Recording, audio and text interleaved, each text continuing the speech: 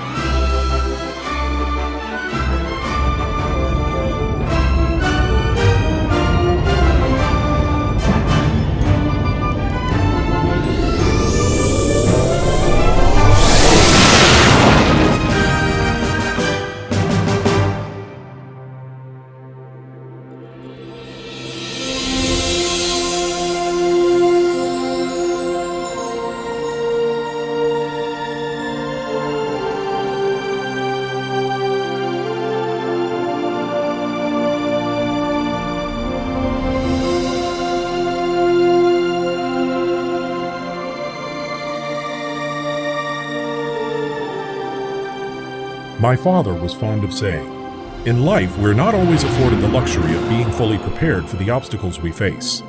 Confronting the unknown," he said, "is how we grow." As a child, I never understood what that meant, but after many years, I've come to realize my father was right. It's only natural that we should hesitate before stepping into something unfamiliar. But to allow ourselves to be ruled by fear is to never experience anything worthwhile. Today I stand on the precipice of a challenge unlike any I faced before. Though it may be daunting, my father would say there's no path but forward. I therefore take this first step, as so many others have before me, with my head high and my courage resolute. Begin Captain's Log. Stardate 58166.2. It doesn't trouble you, Captain. Trouble me, Admiral? What's that? The state of affairs in this quadrant, and our place in it. In recent years, we've been through famine, war, pestilence, and even death. But we survived. I see nothing so troubling about that. Well, not when you put it that way. But I'm talking about something a little closer to home. Knowing what you're about to head into, it's uncharted territory as much for you as it is for Starfleet. The unknown is why we're out here. All the same, you're remarkably level-headed for someone about to assume his first command, particularly under the circumstances. Certainly we'll face some challenges. A crew of young and relatively inexperienced officers about to embark on their first mission together. A starship, little more than a prototype, launching within weeks of completion. But I have every confidence we will adapt.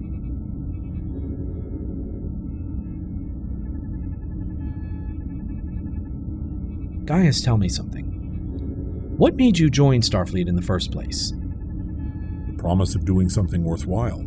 The chance to venture into the unknown. But most of all, I suppose, the simple prospect of being able to make a difference. And you still believe that, even after all we've been through the last few years. The wars, the conflicts, none of that changes your perspective. If anything, it underscores the importance of Starfleet's mission, to venture among the stars to make peace, not war. That's exactly what I was hoping you'd say. Admiral? There are a lot of people at Starfleet Command that feel exactly the way you do. That somewhere along the way we lost our innocence. That we became so focused on survival that we forgot why we're out here in the first place. And a lot of us feel like it's time we got back to our roots and started looking at the universe with a little more optimism. But why me? Why send me to usher in this new era? It had to be someone whose idealism hadn't been tainted by years of war.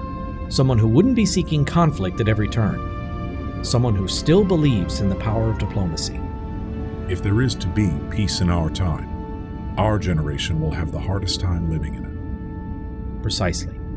Approaching shuttle, this is Utopia Planitia Yard Control. Please identify and state destination. Shuttlecraft Gebert delivering commanding officer to USS F. Scott Fitzgerald. Maintain course and follow navigation beacon 1138. And welcome to Utopia Planitia. You've never been here before, have you? No, Admiral, I have not. Then may I say, you're in for a treat.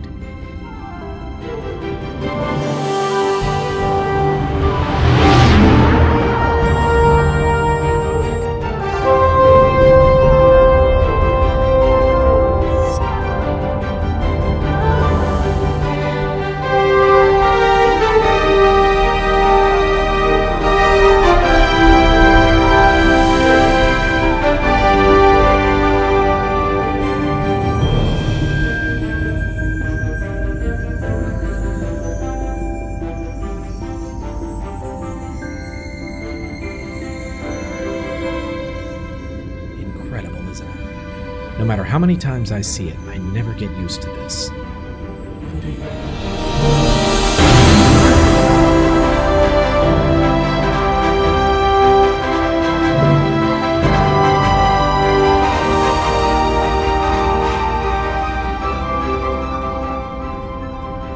She's quite a sight, isn't she? In just a few short months, she'll make history as the first Federation starship to cross the quadrant in under 6 months. You're certainly ready for that. Remember, guys, optimism.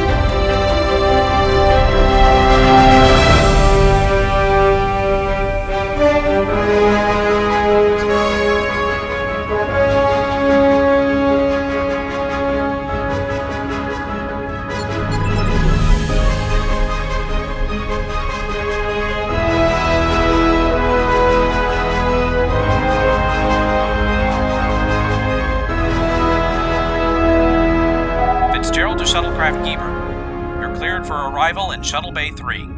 Acknowledged, Fitzgerald.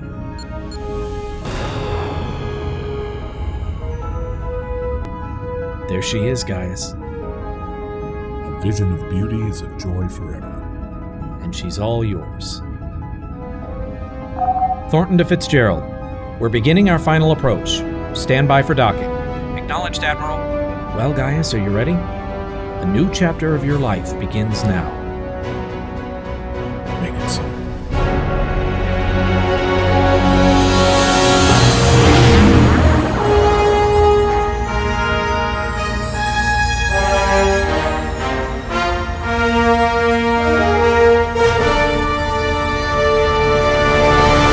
Would you mind explaining this?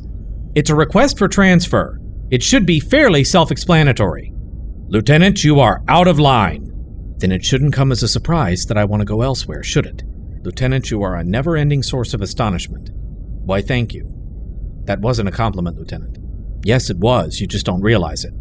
Lieutenant, Commander, let's not make this any harder than it has to be. I don't feel capable of serving effectively under you, and you have made it abundantly clear that you have no faith in me.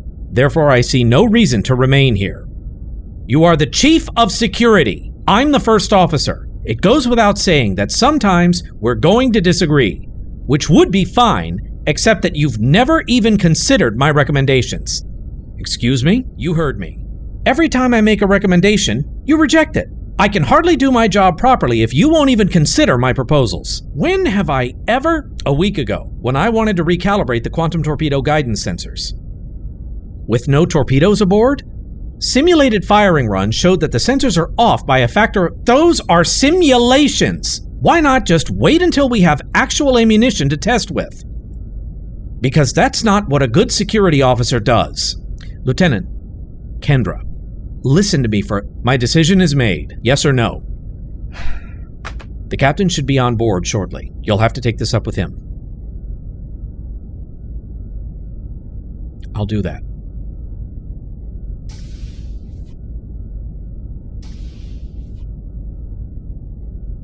We've gone through every injector relay in both the matter and antimatter flow systems. Wherever this problem is, it's not there. I don't understand it. A state-of-the-art vessel, and we can't even get the warp core online. Sir, it is a new design. Maybe this was something the yard engineers thought they'd have been able to iron out by now.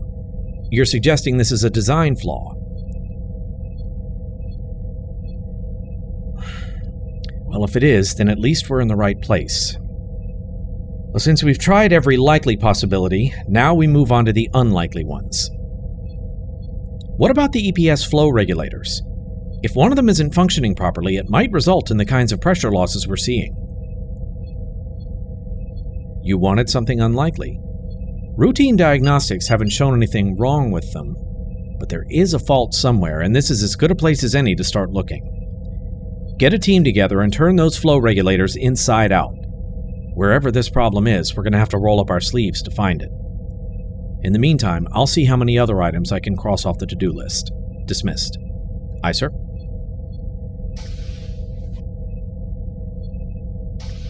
I gather things aren't going very smoothly down here. How could you tell? I've been trying to get the structural integrity grid online, but some of the field generators are out of alignment. Are you sure it's not just a problem with the control systems? I just went through the ODN relays myself. Everything checks out. I'll add it to the list. It may be a couple of hours before I can spare anyone to have a look. We're pretty busy down here. Is there anything I can do to help? It's best if you just leave it to my staff and I. We'll get to it, Max, I promise. I'll see if the shipyard can lend us some of their engineers to help straighten all this out. Understood. I'll be on the bridge if you need me.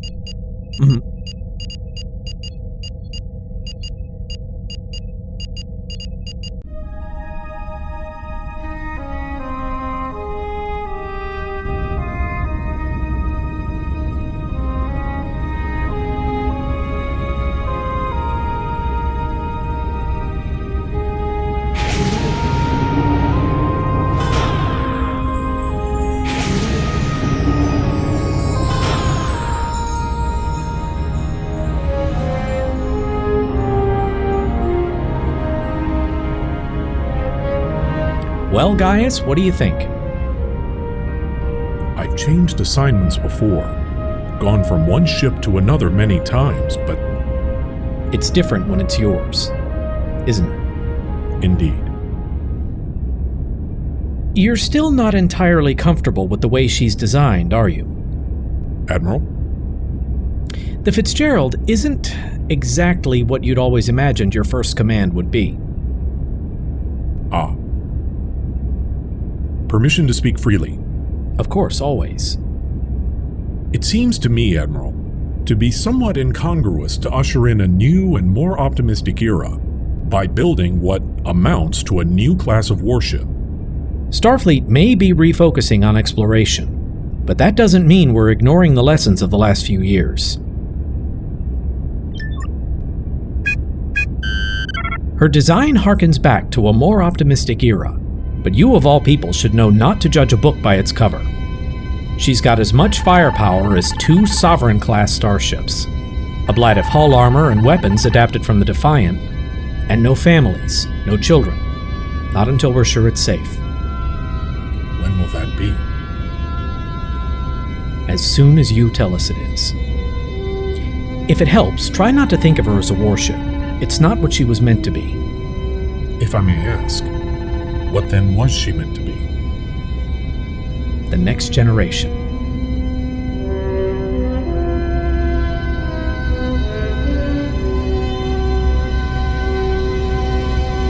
It really is remarkable.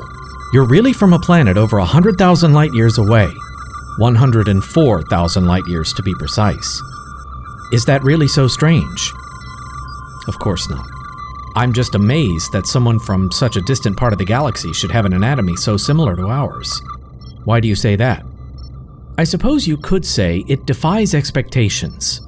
We go out into space thinking everything we encounter will be different and unusual, but reality is full of surprises. Isn't there a myth about that eons ago some ancestral species seeded the galaxy in their own image? As a matter of fact, there is. But it's not a myth. A Federation archaeologist proved their existence about 12 years ago. If you ask me, that's what's remarkable. I suppose it is. It should only take a minute to analyze these readings. Take your time, Doctor. Doctor, I'm sorry to interrupt, but we finished calibrating the power conduits on this deck. Medical systems should be stable now. Acknowledge. Thank you, Ensign.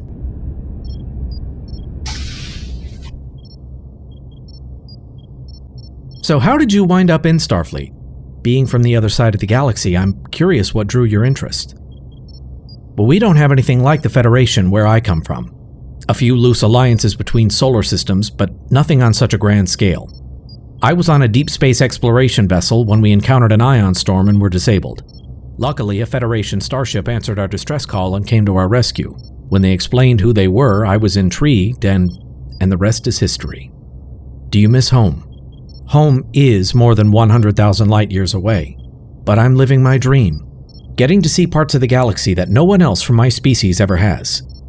That's why we're all in Starfleet. Well, as far as I can tell, you're in perfect health.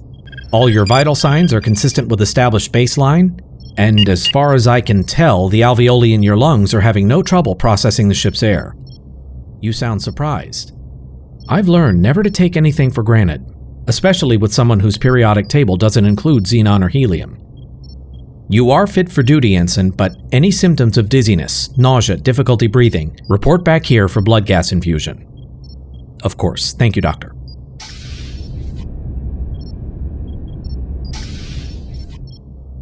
Captain, Ensign Leslie Call, Astrophysics Officer Junior Grade, reporting for duty. As you were, Ensign. Hello, Gaius. Elizabeth, it's good to see you again. Gaius, if you'll excuse us, I believe the Ensign was about to accompany me for an inspection of the science systems. Admiral, I understand the Fitzgerald has a prototype transpectral sensor array. I'd like to have a look. Yes, Admiral.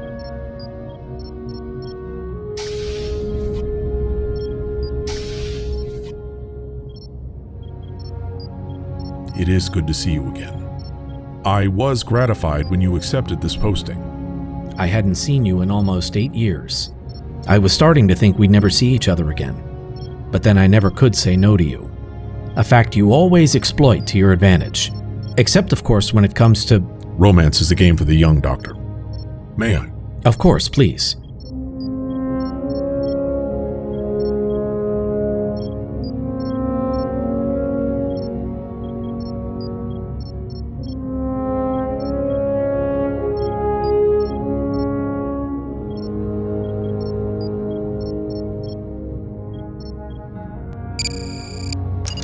May I assume these new facilities meet with your approval?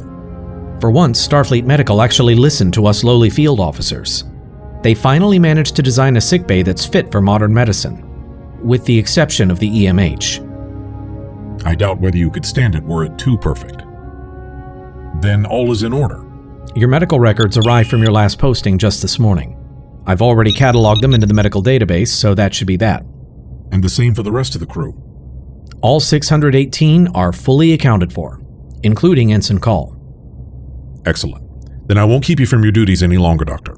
I'll see you in 10 forward this afternoon. Gaius, there is something you should know. What's that? Some members of the crew are having a harder time getting settled than others. In what way? A few members of the senior staff seem almost to be at odds with each other. I noticed it when I first came aboard, but I thought it would have worked itself out by now. But 2 weeks later, it's only gotten worse.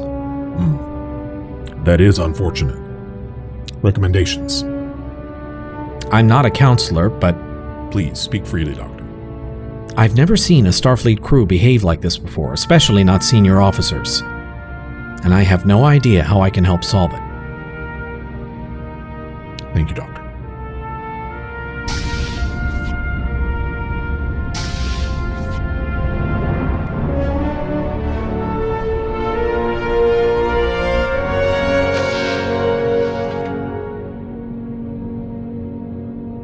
It's like a relic out of the 60s.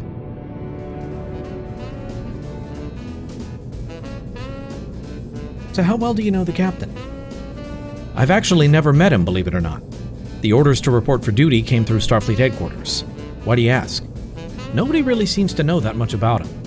I looked at his service record, the usual commendations and endorsements from past commanding officers, but there isn't much there, is there? You checked too. I was understandably curious. So what did you think? His experience seems awfully thin for someone taking command of a Galaxy-class starship. I choose to believe that Starfleet knew what it was doing when it selected him for the assignment, but it's still damn peculiar.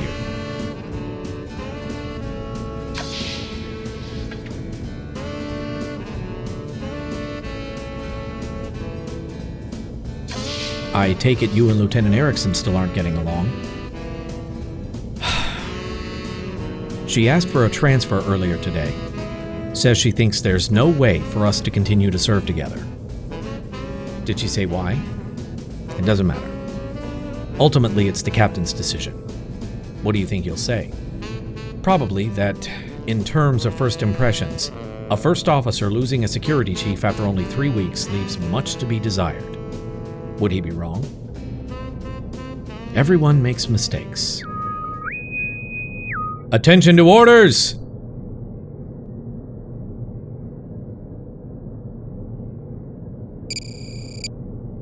To Captain Gaius Samuel Reyf, Stardate 58167. You are hereby requested and required to take command of USS F. Scott Fitzgerald as of this date. Signed, Rear Admiral Margaret Thornton, Starfleet Command.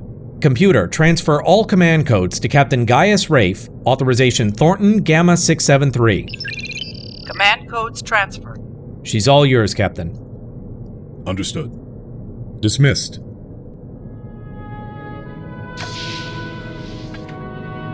Captain. Welcome aboard. Thank you, Commander. I take it everything is in order. As a matter of fact, sir, there are a few minor issues that have cropped up. I've prepared a report summarizing status of ship and crew. A request for transfer. Yes, sir. Who? Lieutenant Erickson. For what reason, Commander? You should probably ask the lieutenant, sir. Very well. I'll speak with the lieutenant shortly. Very good, sir. Regarding these system status reports, it appears as though we're several days behind schedule. Captain. Merv, it's good to see you. I understand you've encountered some difficulties readying the Fitzgerald for launch. Yes, sir, I'm afraid we have. There's a problem with the EPS system that we haven't been able to track down yet, and until we get it resolved, we won't have main power or warp engines. Understood. How can I help? We're stretched pretty thin, sir. Too many problems and too few of us. I have asked for help from the yard engineers, but, well, the superintendents basically told me to get in line. I think I can take care of that. What else, Commander? That's the most significant issue we have, Admiral. If the shipyards can help us get the EPS system repaired, we should be able to handle the rest in flight. Very good. Prepare a support requisition detailing precisely what materials and personnel you require, and provide it to Admiral Thornton as soon as possible. Aye, sir. With your permission, I'll get started on that right now. Dismissed. Report to the bridge, Commander. I'll join you shortly. Aye, sir. Gaius, are you sure you can handle all this? But you should never doubt what nobody is sure of, Admiral. As I said, there will be challenges ahead. The true test lies not in avoiding those challenges, but in meeting them.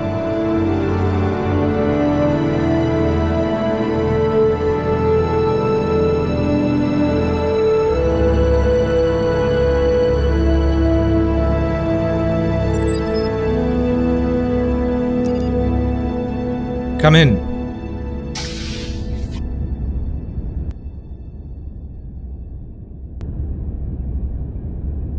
You left 10 forward so abruptly I wasn't able to speak with you.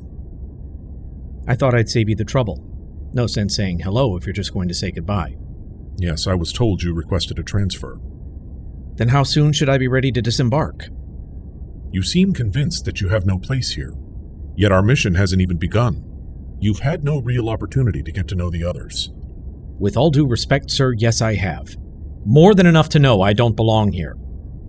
You said much the same thing when you left the Exeter, and the Gallico before that, and the Jeffress before that.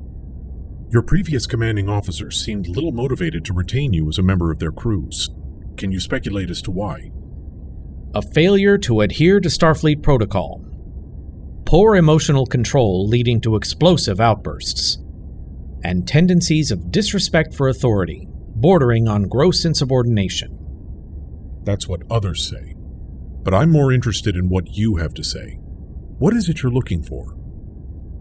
Captain, I appreciate what you're trying to do, but with all due respect, I've made my decision. If I was looking for something, it's clear to me I won't find it here. So there's no reason for me to stay, and every reason for me to leave. Lieutenant, request denied. I appeal to you not to turn your back on us so quickly. There are always possibilities.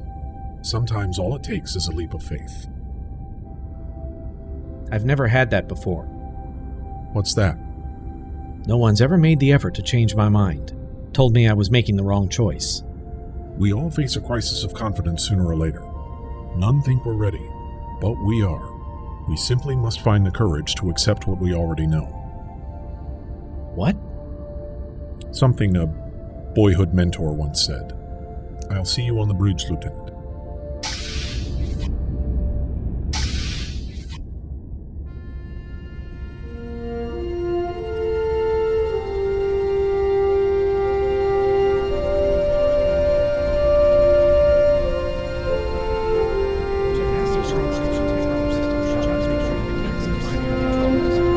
We've been having problems getting the power systems calibrated, but I think engineering has it resolved. We should be clear for warp speed. The navigational library is online. You should check to make sure you have access. I'll do that right now. Check with the security station on Deck 12. Their last report indicated they were still having trouble with some of the internal sensor relays. I think a team from engineering is working on that now. Double check anyway.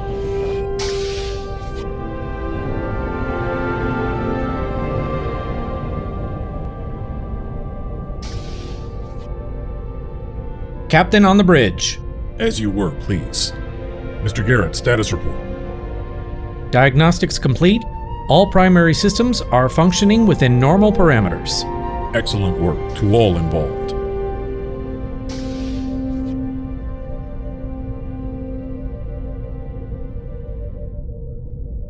A long time ago, my father told me that the difference between success and failure very often comes down to belief. To overcome obstacles, he said, you must first believe in yourself. As Starfleet officers, it's little different, only we must also believe in one another. We've only just come to know each other, and we must still learn to work together as one crew. But I have the utmost faith that each of you will offer your very best in the mission to come, and in time, we will become one of the finest crews in Starfleet. Now what do you say we get to work? Departure stations. Mr. Garrett, clear all moorings. Bridge to engineering. Merv, it's time. Start your engines. Aye, sir. Automatic moorings are retracted. Yard traffic control has cleared us for departure. Helm, plot a course out of the shipyards and prepare to engage. Aye, sir. Vectors plotted. Course laid in. Inertial dampers to flight configuration. Engineering status. Main power holding steady, Captain. Matter-antimatter reaction is stable, and EPS flow pressure is nominal. Lieutenant, bring the external sensors online and verify our departure vectors are clear of traffic. Yes, sir. Confirmed. All vectors clear. All decks report ready. She's all yours, sir. Thank you, Commander. Ensign call. Aft thrusters ahead 1/4, port and starboard at station keeping. Aye, sir. Thrusters ready. Thrusters ahead, Ensign. Take us out.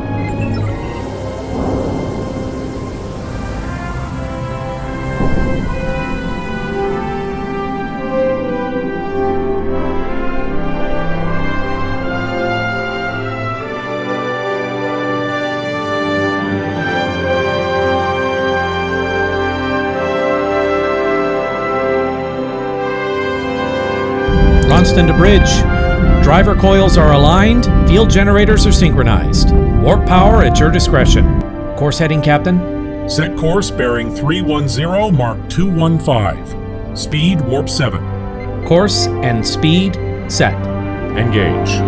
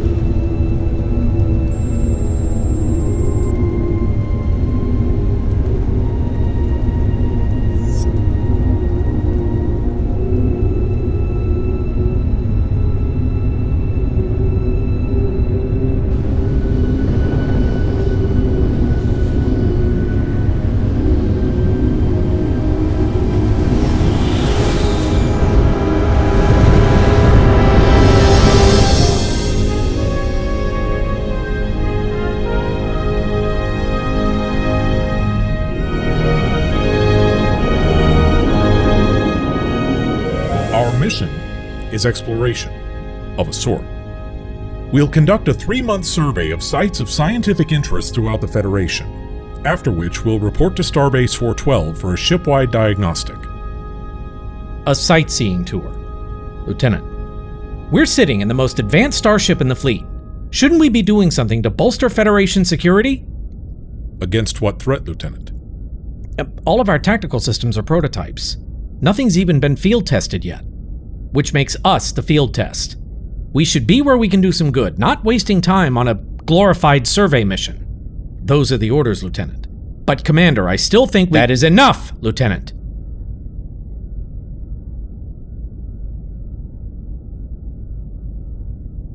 The Fitzgerald is, as yet, an unproven vessel.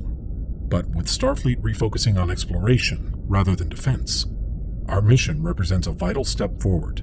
And should we be successful, I have no doubt that very shortly we will find ourselves conducting any number of missions critical to the Federation.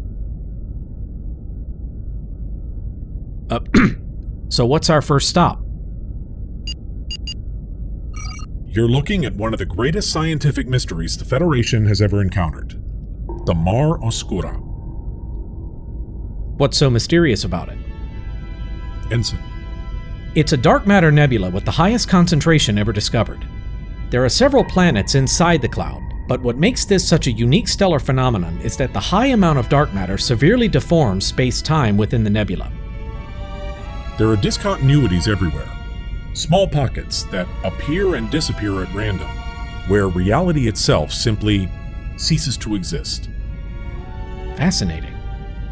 I believe the word you're looking for is dangerous. Precisely. The last time a Federation starship visited the site was nearly 14 years ago. All attempts to map or explore the interior of the nebula since then have failed. So what are we supposed to do? Our orders are to assess conditions within the nebula and determine what, if anything, might have changed in the last 14 years. Starfleet wishes to understand how changes in local conditions might have affected the spatial deformations. I'm not sure I like the idea of going in there. The place sounds like a dark matter death trap. I can work with the engineering and science teams. Maybe we can come up with a way to protect ourselves. Lieutenant, I don't believe anyone asked you to do that. It's called taking the initiative, Commander.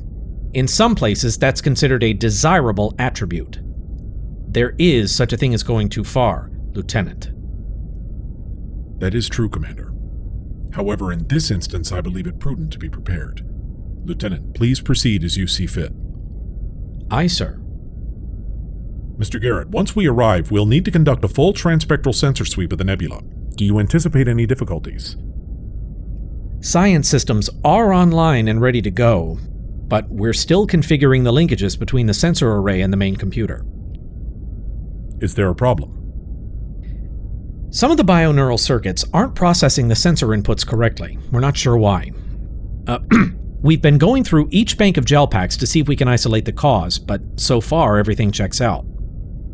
Keep at it, Mr. Ronston. We need those sensors online as soon as possible. Yes, sir. If there's nothing further, then that'll be all. Dismissed.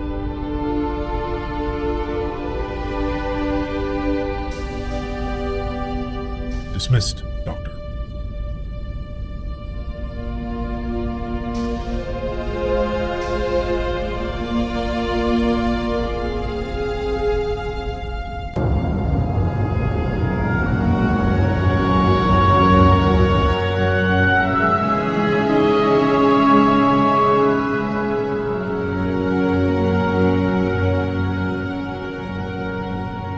Mind if I join you? Doctor. May I sit down? Yes, of course, please.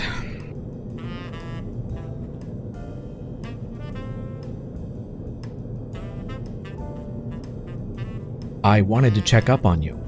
Commander Prentice was pretty rough on you earlier. Story of my life.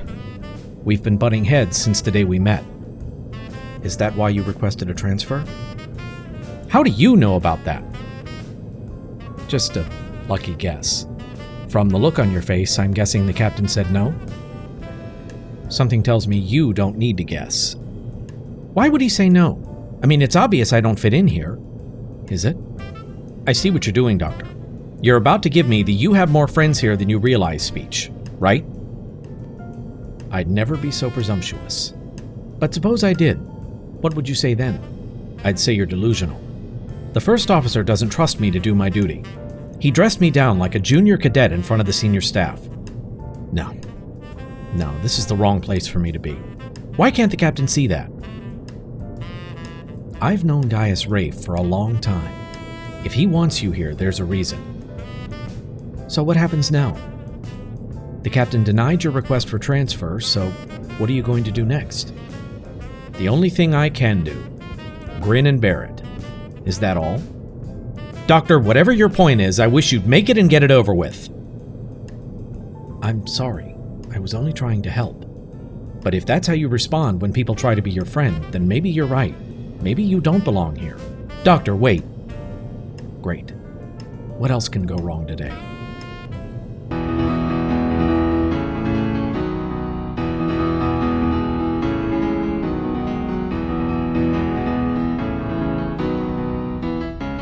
Bridge to Captain Reyf.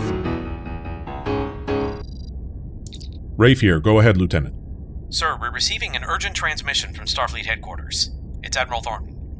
Put it through down here. Aye, sir. Admiral, I'm surprised to hear from you on a priority channel. What's going on? Change of plans, Gaius. A disaster? Some kind of subspace shockwave. It passed through the area several days ago and badly damaged multiple inhabited planets. I feel like I'm stating the obvious, but shockwaves in space don't just appear out of nowhere. Something had to have caused it. Agreed. And rest assured, we will investigate the cause, but our first priority is to tend to the wounded. To that end, we'll rendezvous with a convoy of medical starships at Starbase 375 and escort them from there to the affected area. I have a question. Has Starfleet Command lost their minds, sending us to handle a crisis like this? Are you questioning our orders, Lieutenant? She does have a point. This is a challenge, but it's also an opportunity. An opportunity to prove we're equal to whatever challenges may arise. Starfleet officers have long been thrust into situations for which we were unprepared. In a sense, it's tradition. You notice you didn't answer the question. Mr. Garrett, I want you to assist Mr. Ronston with his efforts to solve our remaining systems problems. Every issue we can address en route is an issue we won't have to face once we arrive. Aye, sir. Doctor, you'll coordinate with the medical convoy to make preparations. You'll be in command of all medical operations once we arrive. Don't worry, I'll take care of everything. Starfleet is attempting to use the Argus Array to investigate the region where the shockwave originated, but subspace radiation levels in the vicinity remain dangerously high, and so far readings have been inconclusive. We have no idea what's going on or what to expect, so an expert in subspace physics will accompany us to assist in determining the cause. And how to keep it from happening again. Hopefully. Indeed, Doctor. Commander, set a course for Starbase 375, maximum warp. Dismissed.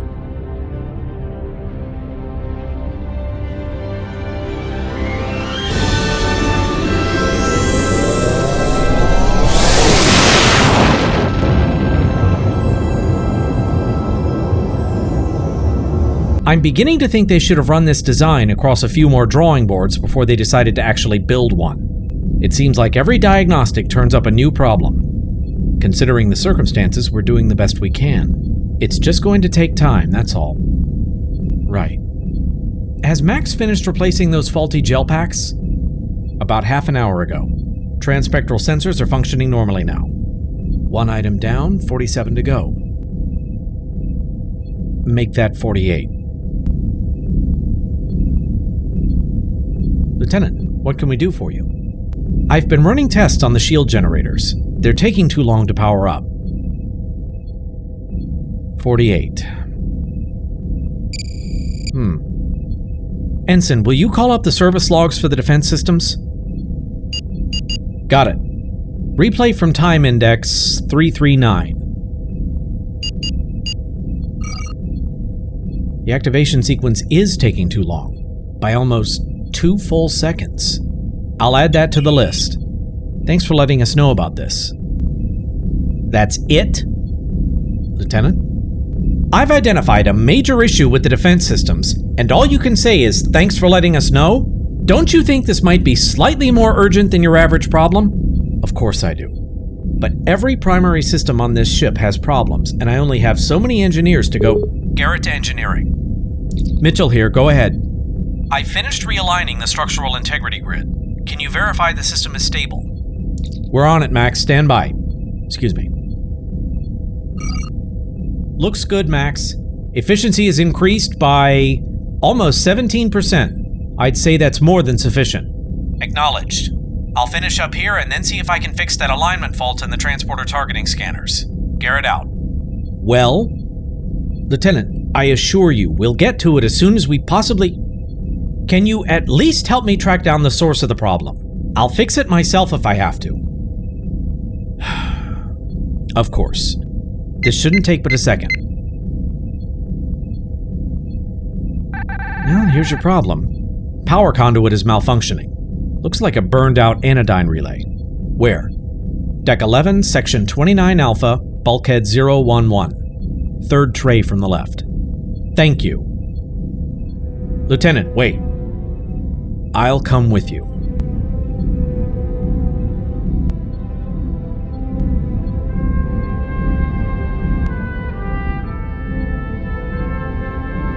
Captain's Log, Stardate 58171.2. Thanks to redoubled efforts from Mr. Garrett and Mr. Ronston, we've managed to resolve nearly all remaining systems malfunctions.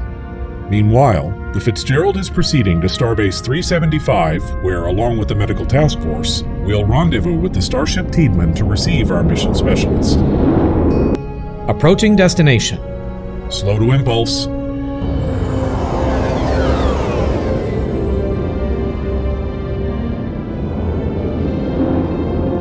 We're secure from warp speed. Now approaching Starbase 375.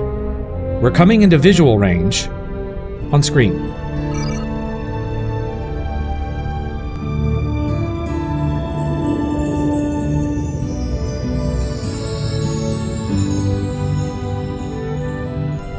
Such an impressive feat.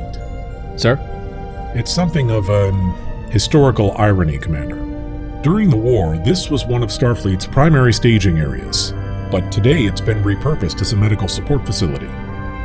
All this for medical operations.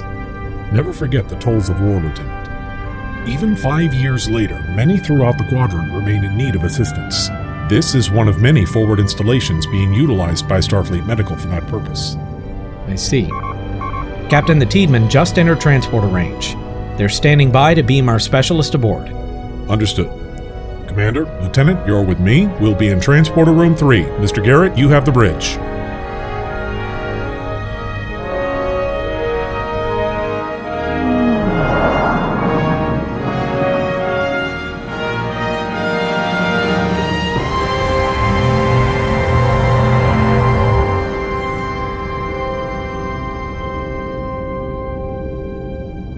Welcome on board the Fitzgerald, Doctor.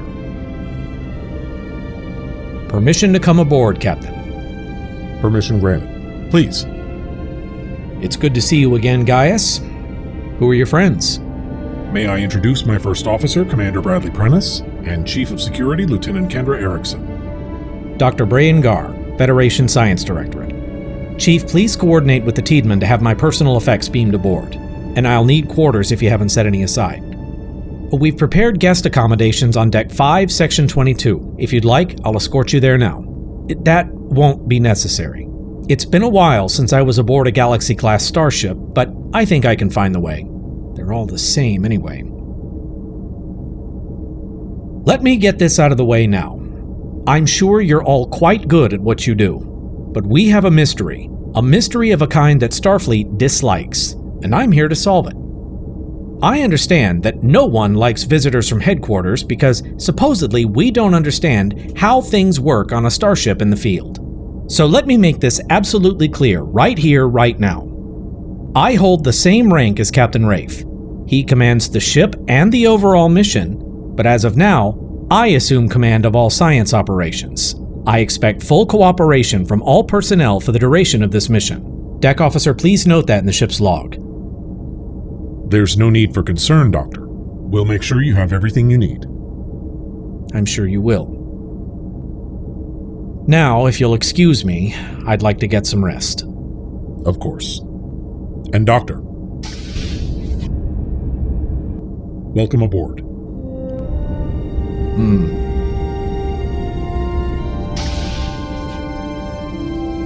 Pretentious, isn't he? I hadn't noticed.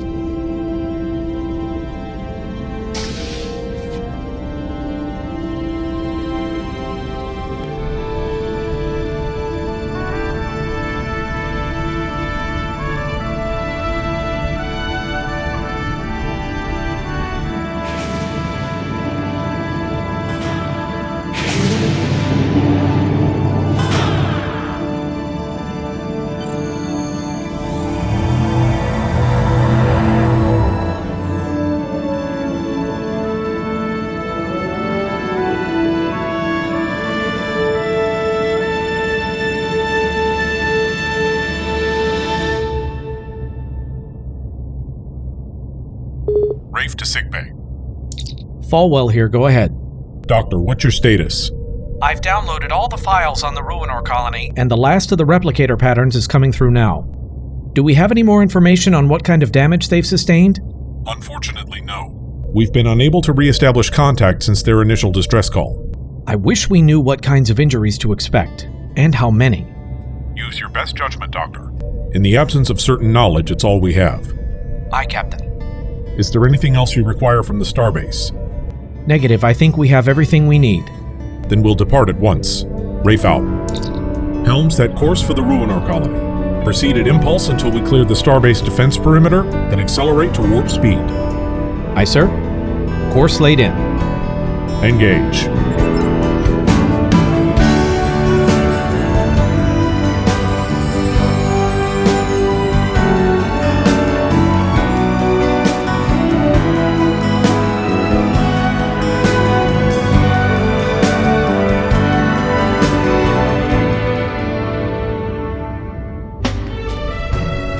We've cleared the defense perimeter. Warp drive standing by. Take us to the Ruinore Colony, Ensign. Maximum warp. Aye, sir. Engaging warp engines.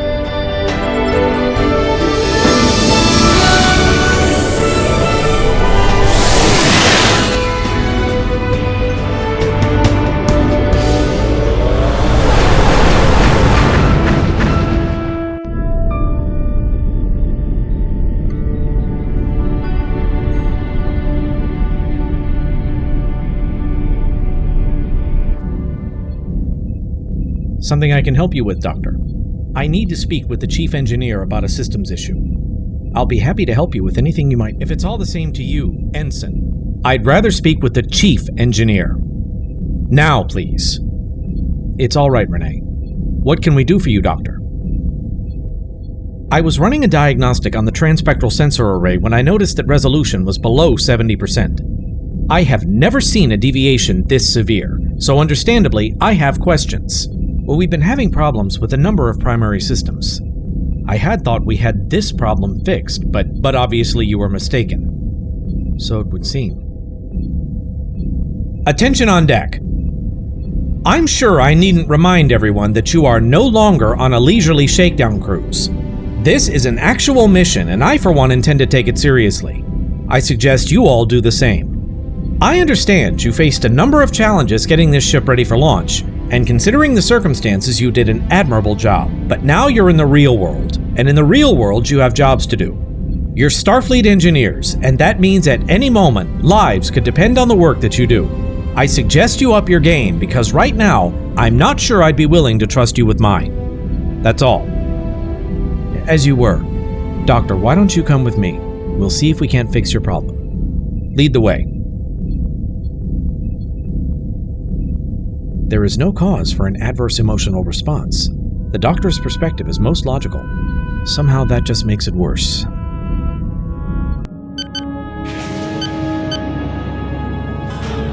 Lieutenant, what can I do for you? Are all these for the colony? We've replicated enough disaster relief kits for every ship in the convoy. We'll transport these down directly from the Fitzgerald once we achieve orbit. Will it be enough? I hope so. Doctor, we're still 47 hours from the colony, but I want you to start thinking about security arrangements for your away mission. Security arrangements? That's right, Doctor. Ruinore is a frontier colony, and this close to the edge of Federation space, anything can happen.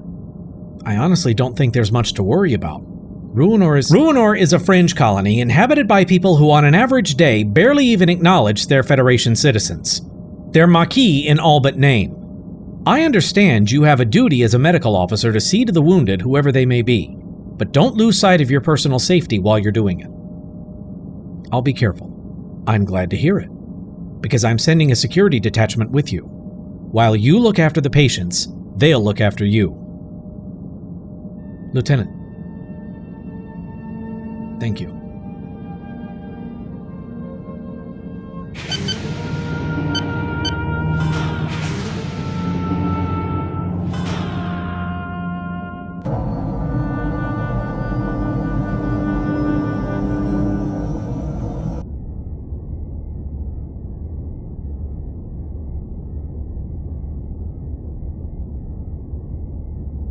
Computer.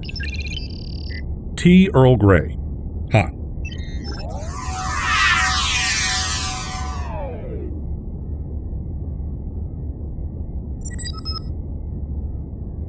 Come. Yes, Commander. Update from Starfleet. They've tried everything, but the Argus array just can't penetrate the subspace radiation along the shockwave's trajectory. Looks like we're on our own. Unfortunate, but not unexpected. What's the status of Dr. Falwell's preparations? She's as ready as she can be. Trauma teams on the medical ships have been briefed on the worst-case scenario, and they're preparing triage facilities as we speak.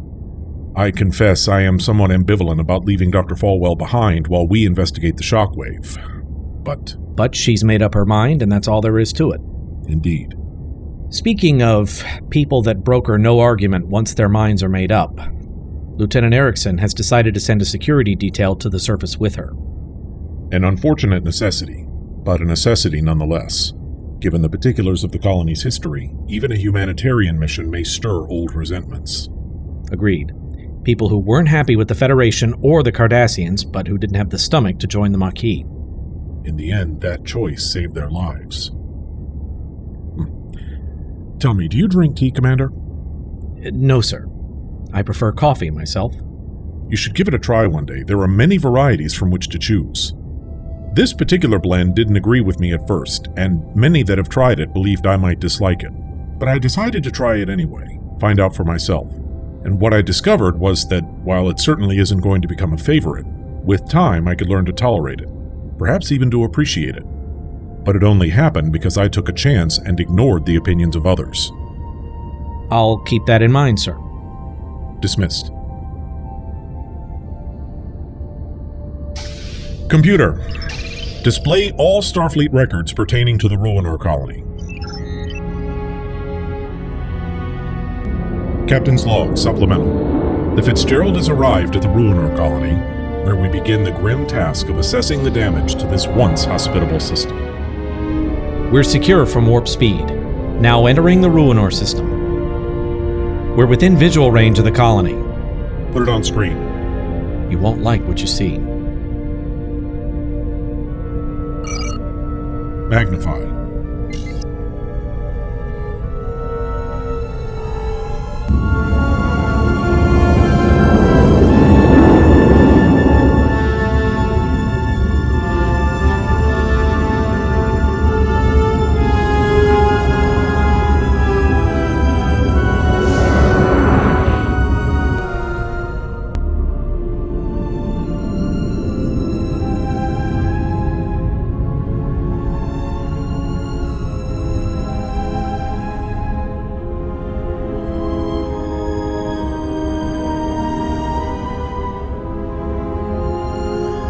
Full scan. What's their status? The colony's been devastated. Minimal energy readings. Most of the settlement's infrastructure has been damaged or destroyed. Atmospheric readings highly inconsistent with previous survey. Carbon monoxide levels have risen near toxic, and atmospheric pressure has fallen almost 8 kilopascals below normal. Didn't this planet used to have rings? They appear to have been pulverized by the shockwave. The outer atmosphere is full of dust. Contamination at ground level is only about 10 parts per million, but that'll increase as the particulates descend. Survivors. Sensors show approximately 8,000 life signs on the planet's surface, but some of them are highly erratic. Looks like there are a lot of injured people down there. How many, Doctor? Almost 2,000.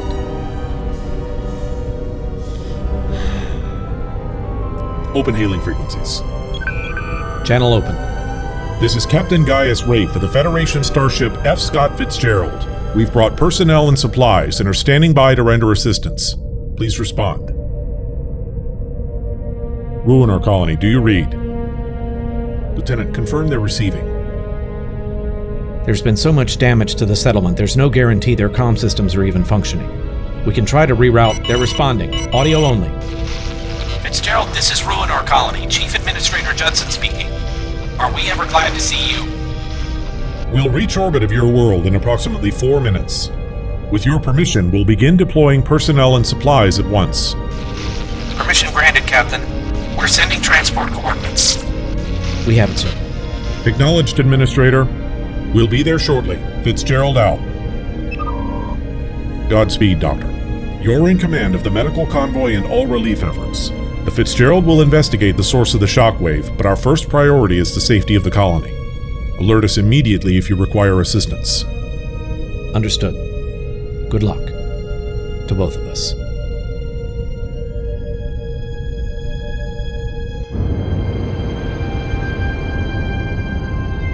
Chief Science Officer's Log, Stardate 58211.3. With relief operations well underway on the planet's surface, it's my turn to go to work.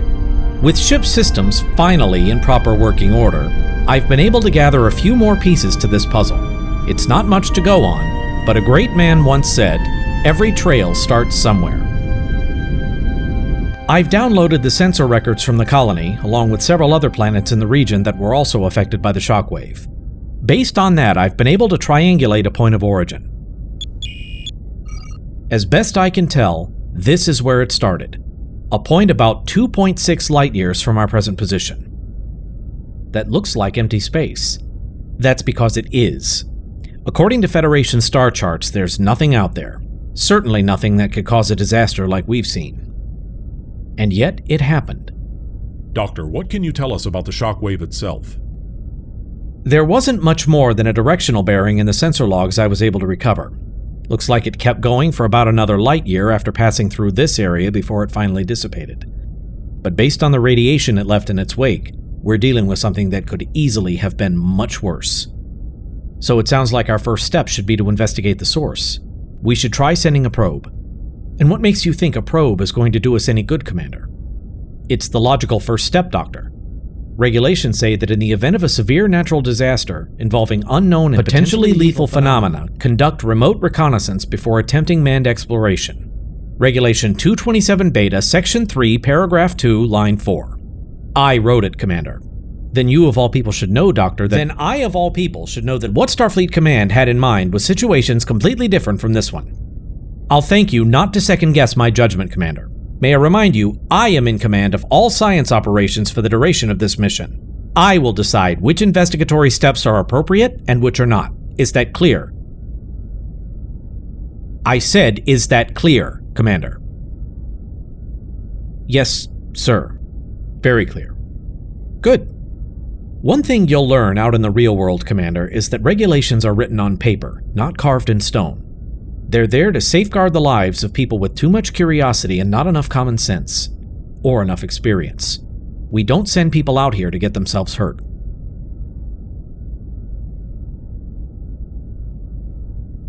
Once we got a directional bearing, I tried running long-range scans of the area, but our sensors can't penetrate the subspace radiation any more than the Argus array could. All I got back was static. And as I was about to point out a few moments ago, the radiation from a subspace event like this can take weeks to dissipate. It tends to interfere with sensor scans. It can certainly disrupt telemetry from a probe. Then it would seem we have no alternative but to investigate ourselves. Ensign, once we're finished here, will you set a course to follow the directional bearing of the shockwave? Aye, sir. Dismissed.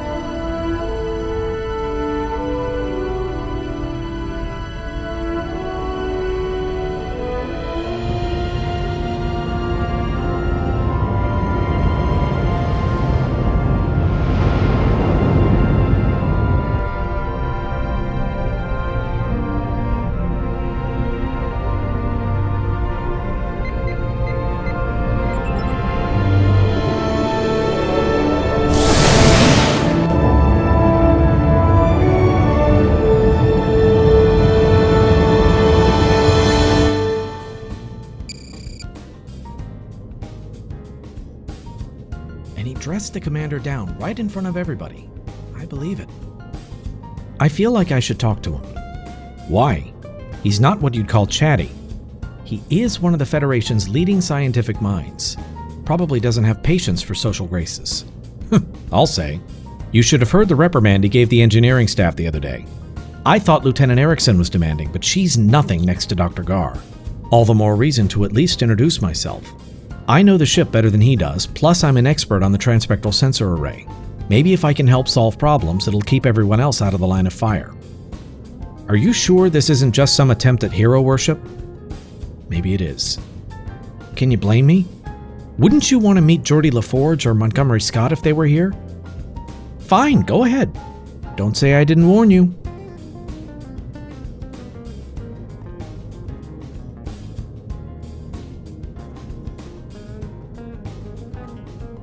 Excuse me, Doctor. Yes, Ensign. Doctor, I'm Ensign Call, Junior Astrophysics Officer and Mission Flight Controller. Yes, I'm aware. Is there something I can do for you, Ensign? I'm familiar with your work, and I'm familiar with the ship's science systems, including the transpectral sensors. If you need anything while you're on board, I'd be happy to assist you. I'll bear that in mind, Ensign. But I think I'm quite capable of doing things myself. Now, if you'll excuse me, I have work to do. Carry on.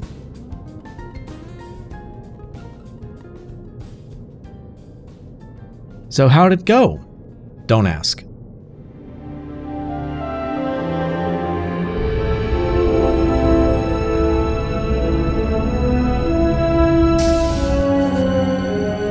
Deck 14.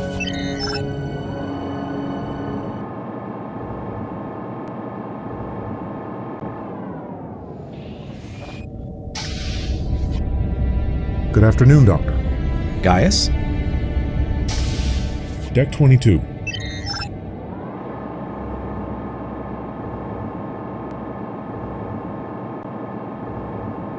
I'm pleased the Fitzgerald is able to assist in your investigation. Think nothing of it. I actually wanted the Endeavor, but turns out they're not equipped for this kind of mission. The Fitzgerald was simply the next logical choice. I see. I did notice that you took my suggestion to proceed at low warp until we know more about what we're dealing with. It seemed a sensible precaution since exact conditions can't be ascertained. Have you made any progress, Doctor? I could recite you a long list of facts and theories, but your father would say there's no path but forward. The best thing we can do is keep our eyes open and proceed with caution. When I have more, you'll have more. Carry on, Captain.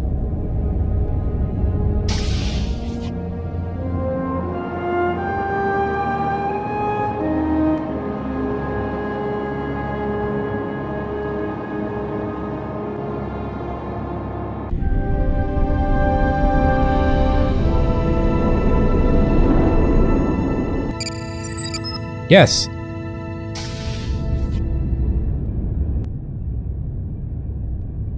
May I come in? Please. I thought you should know. We heard from Dr. Falwell about an hour ago. So far, they haven't run into any problems, but she said she felt better with the security detail you assigned. Well, that's good news. If there's nothing else, there is. It occurred to me that since we're heading into circumstances unknown, it wouldn't hurt to be prepared. As much as we can be, anyway. What do you mean? We still don't know what caused the shockwave we're chasing down. But we do know it's some kind of subspace phenomenon, and we do have an expert in those on board. Do you think you could work with Dr. Garr to develop some kind of protection? Against something totally unknown? Anything is better than nothing. I suppose it is. I'll consult with the doctor at his earliest convenience, and we may want to bring in the engineering staff as well. That sounds like a good idea. If there's anything else you need, please let me know. Aye, sir. Carry on, Lieutenant.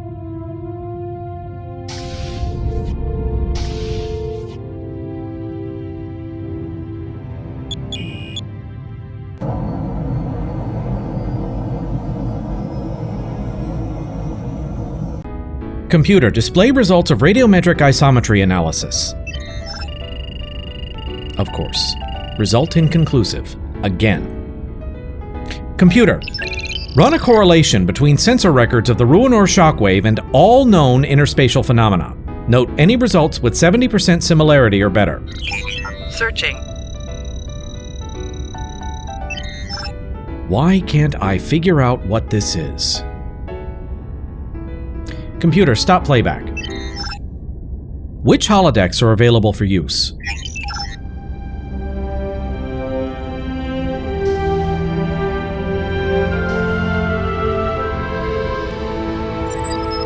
Come. Yes, Lieutenant. What can I do for you? I've just had a very interesting conversation with Commander Prentice. He recommended I consult with Dr. Garr to do whatever he does. A logical step.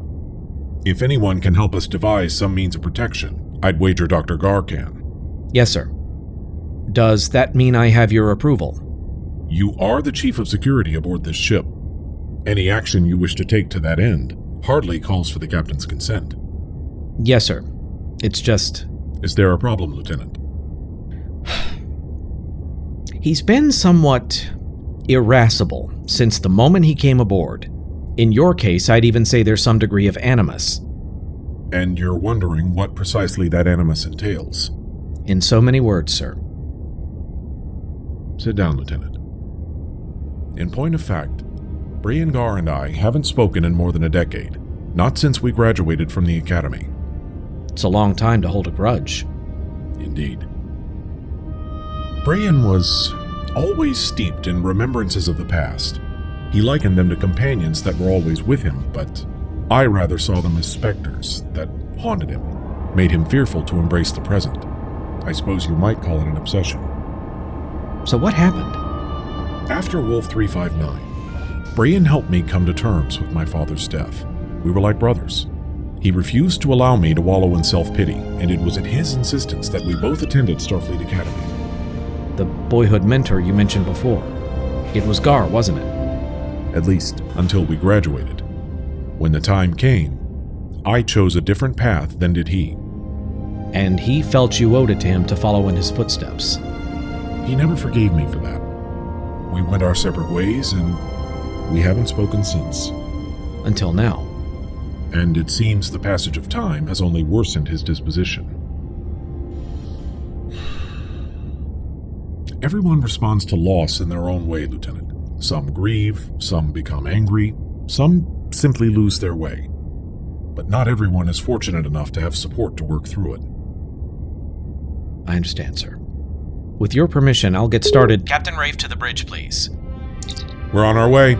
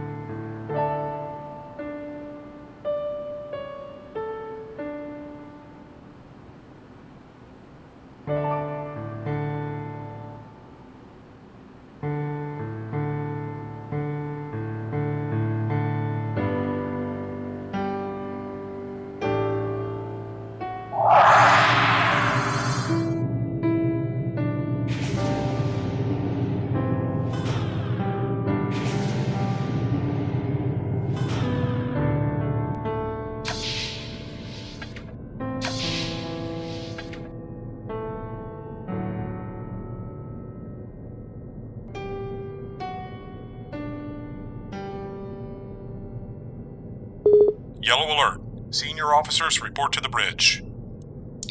Gaius, what's going on? We're coming up on the designated coordinates, Doctor. You'd better get up here. Right.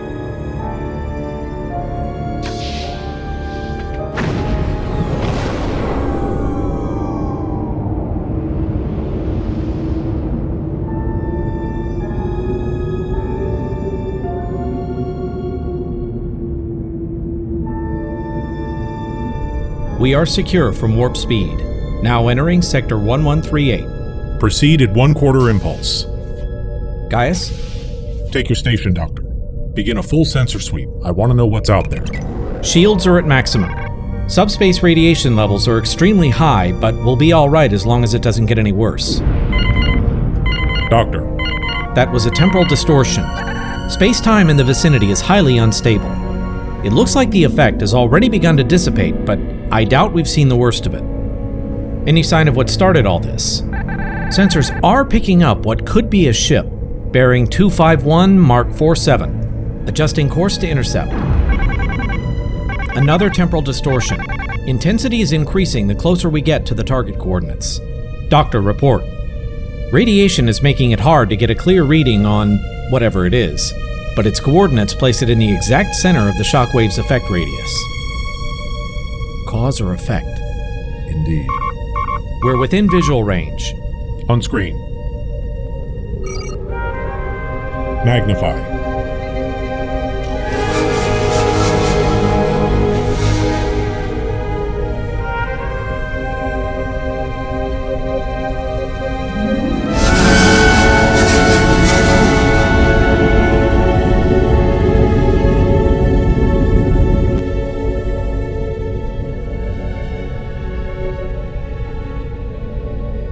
The temporal distortions are centered at this location. I'd say this is definitely the focal point. What is it? It's definitely a starship, but energy readings are negligible. Whatever it is, it looks like it's unpowered. Whatever it is, its hull shows definite signs of exposure to a massive chronometric discharge. Question isn't where it came from, but when. Lieutenant, life science. I still can't get clear biometric readings. Radiation is continuing to interfere with our scans. Commander, I want you to take an away team over there. Find out what you can and report back. And if we encounter something unexpected? Exercise extreme caution. We'll maintain constant transporter locks, and at the first sign of trouble, we'll beam you back. Aye, sir. Kendra, Max, you're with me. Mr. Ronston, meet us in Transporter Room 4. I'm coming too. Doctor, I think it would be better if you stayed here until we know it's safe. While you and 3 other members of the senior staff traipse through unknown territory with unknown dangers. Common sense says whatever's going on, that ship is part of it. I'm going.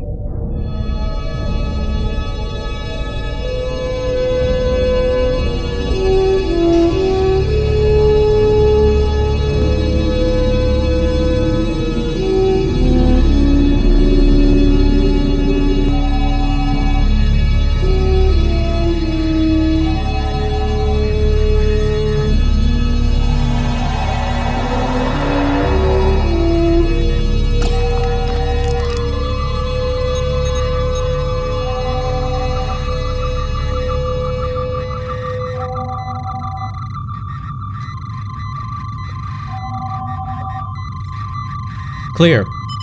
Radiation levels are within acceptable tolerances. Life support is still functional, but at minimal levels. Atmospheric pressure is normal, but oxygen levels have fallen below 80% of normal. We'll only be here for a little while. Just long enough to get an idea what happened. Speak for yourself, Commander. Conduit interface isn't responding. Looks like the entire computer network is offline. I'm getting some odd readings from these bulkheads. The alloys are a match for a Federation starship, but there's a variation in the molecular structure that I can't account for. I'll have to analyze these readings more closely when we get back to the Fitzgerald. All right, here's the plan. Dr. Garr and I will go to the bridge and try to download the ship's sensor logs from there. Merv, you and Kendra have a look at the rest of the ship, see what kind of shape the primary systems are in. Keep an open comm link and stay alert. This may look like familiar territory, but the resemblance is only skin deep. There's no telling what you might run into. Well said, Commander. Let's go, Doctor.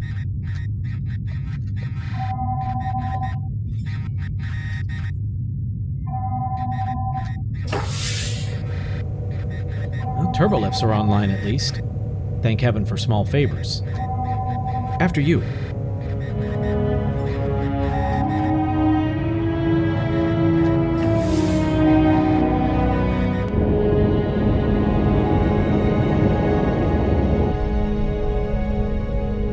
Status of away team transporter lock. Lock holding steady. I think. I beg your pardon, Ensign? Yes, sir. Lock's holding steady. I'm having to make continuous adjustments to compensate for the radiation around the ships, but we haven't lost track of the away team yet. Keep a close eye on them, Ensign. If the lock wavers even slightly, have the transporter room beam them back at once. Aye, sir.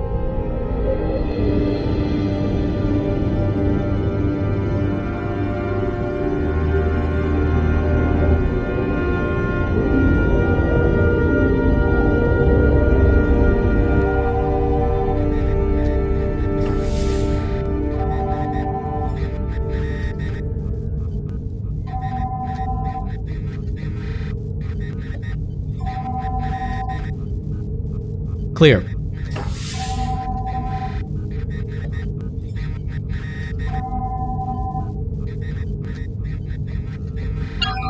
This doesn't look good. There's no power to any of the bridge systems, and Deck 1 is running on emergency life support. Command pathways are intact, but I'm not getting any response from the main computer. Looks like Merv was right. The entire ODN network is offline, even the backup relays. What could cause a ship-wide system failure like this? I don't know, and I'm not sure I want to find out. God, useless. What are you doing? Well, we're not going to get anything from the main computer until we get emergency power back online. but I may have another way to figure out what happened here. If I can access the command buffers for the bridge stations, I might be able to reconstruct at least a few hours based on that data. Now, why didn't I think of that? It's like I told you before, Commander. Be aware of what's happening around you and adapt. The thought occurred to me as soon as we came in here and saw what a shambles the bridge was in. And I don't even serve on a starship. Maybe you're right. Maybe I miss 3/4 of what's going on around me. But would it kill you to show some tact once in a while? I fail to see the relevance, Commander. From the moment you beamed aboard the Fitzgerald, you've been impatient and demanding with everyone. I've heard that some of the junior officers are actually afraid to try to talk to you. This is hardly the time or place to have this conversation, Commander. I disagree, Doctor. What is it, I wonder, that makes you think it's acceptable to treat your fellow officers that way? I have no interest in making friends, Commander. I've told you that once already. You're evading the question. I understand your tactical officer has some rather frank opinions about you in that regard. Demanded a transfer off the ship only a few days ago, which she attributed to you. How do you know about that? There's very little I don't know about the Starship Fitzgerald, Commander. And I can't help but appreciate the irony of someone who evoked that kind of reaction from someone under his command, lecturing me about being hard to get along with. Much as it pains me to admit it, Doctor, maybe you're right. I usually am. But the difference between you and me is that I've made a concerted effort to do better. Are you sure about that? When this mission is over, what makes you think she won't make the same request all over again? Maybe this time Gaius will actually take pity on her and say yes. You make a valid point. She could do that. Which is why I've tried as hard as I can to show that I've realized my mistake and that I'm doing everything I can to correct it. If she still chooses to leave, then at least I know I did everything I could to prevent it. Is that so? Do you really think it's possible to just wash away all those hard feelings, all those mistakes, and start fresh like nothing had ever happened? I honestly don't know, but I'd like to think so. If you're sincere about it, I'd like to think there's no mistake that can't be mended. No mistake. You're sure about that? What I'm sure of is that it's no coincidence you ended up on the Fitzgerald for this little outing. I think you knew full well what you were doing, and I think it has something to do with your history with the captain. A very interesting theory, Commander. A very interesting theory indeed.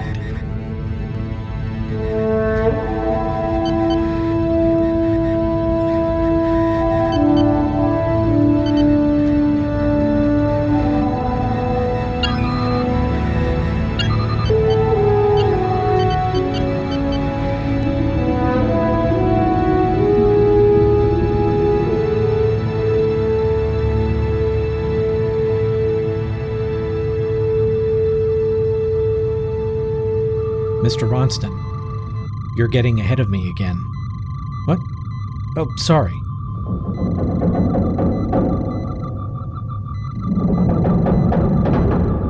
It's all right. Without the structural integrity grid, the hull is going to be subject to occasional gravitic stress. It's nothing to worry about. You're sure? Absolutely. Right. Just remember, stay behind me if you expect me to protect you.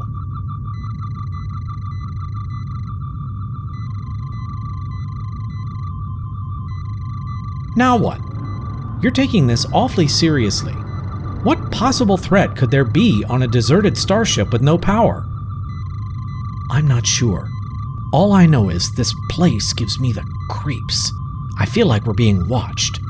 You're just being paranoid. Maybe. But until I know for sure, I'm going to stay on my guard. And you should too if you... What is it? I'm picking up a faint energy signature. That way. That's toward the cargo bays. Come on, and stay behind me.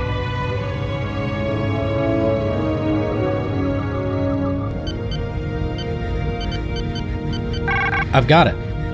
You've got what? The secondary command buffers are still online. Looks like there's enough stored data to reconstruct at least the last few minutes before the main systems failed. A few minutes. That's it. Looks like that's it. Anything before that would be in the main computer, which is still offline. That's not a lot to go on, but it's better than nothing. Agreed. It might be enough to tell us if this ship is the cause of our problems or just one more symptom. Download in progress. Now there's nothing to do but wait. Ronston to Prentice. Prentice here, go ahead.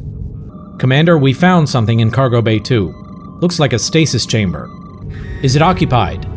You could say that.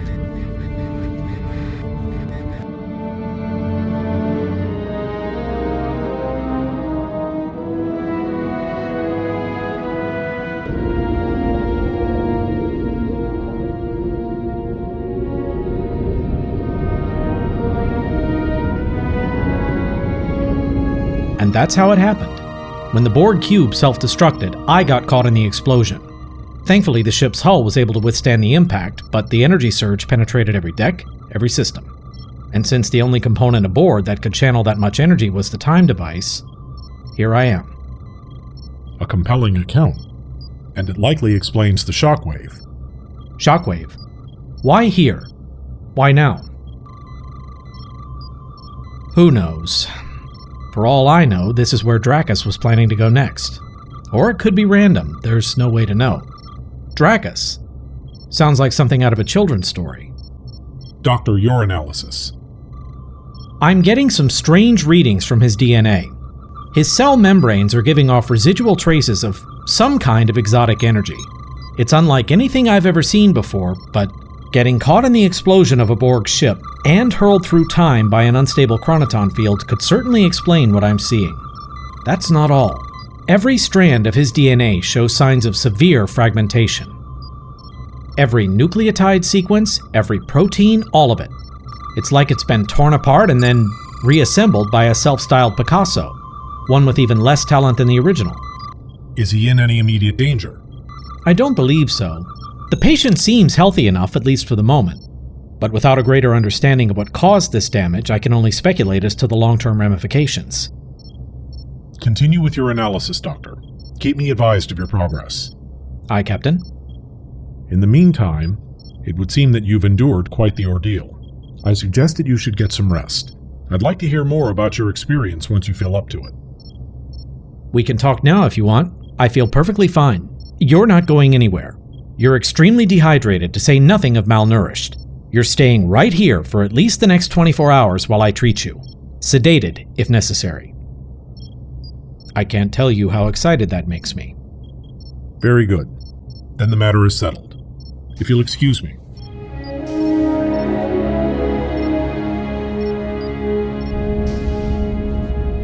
Brian. Gaius, I know what you're asking, and I wish I had an answer. If you have reservations, that's hardly something I take lightly. Tell me. Something about this doesn't feel right. His explanation is certainly plausible, but I'm not sure I buy it. For what reason? By his own admission, there were two other versions of me mixed up in all this, which logically begs the question. How do we know he is who he says he is? Just an innocent bystander that wound up here through no fault of his own.